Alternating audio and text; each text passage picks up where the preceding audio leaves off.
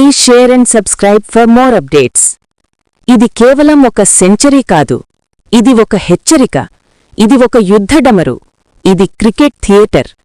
Ranchi JSCA stadium, MS Dhoni పేరుమీద ఉన్న pavilion. గ్రౌండ్లో రోహిత్ విరాట్, స్టాండ్స్లో ధోనీ, డ్రెస్సింగ్ రూంలో గంభీర్. ఇది మ్యాచ్ కాదు, ఇది సీన్. విరాట్ కోహ్లీ బ్యాట్ పట్టి నిలబడిన క్షణం నుంచే ఒక ఎనర్జీ. బాల్ వచ్చేసరికి అది రన్ కోసం కాదు, హిస్టరీ కోసం వెళ్తోంది. 83వ ఇంటర్నేషనల్ సెంచరీ, ఓడిఐల్లో 52వ శతకం. ఒకే ఫార్మాట్లో అత్యధిక శతకాలు కోహ్లీ పేర్మీదే. ఇది స్కోర్బోర్డ్ మీద సంఖ్య కాదు, ఇది విమర్శల మీద వేసిన సంతకం. 95% కాదు, ఫీల్డ్లోకి దిగితే 100% ఇస్తాను. నాకు ఆటంటే ఇంకా ఇష్టం, ఇంకా ఆకలి ఉంది. Virat Kohli.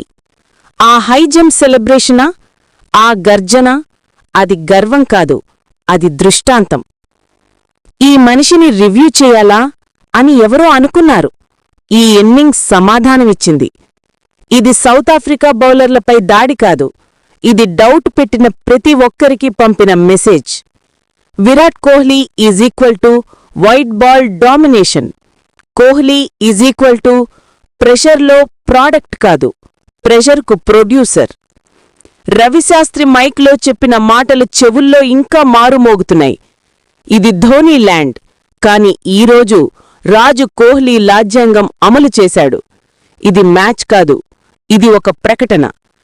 King is not coming back, king never left.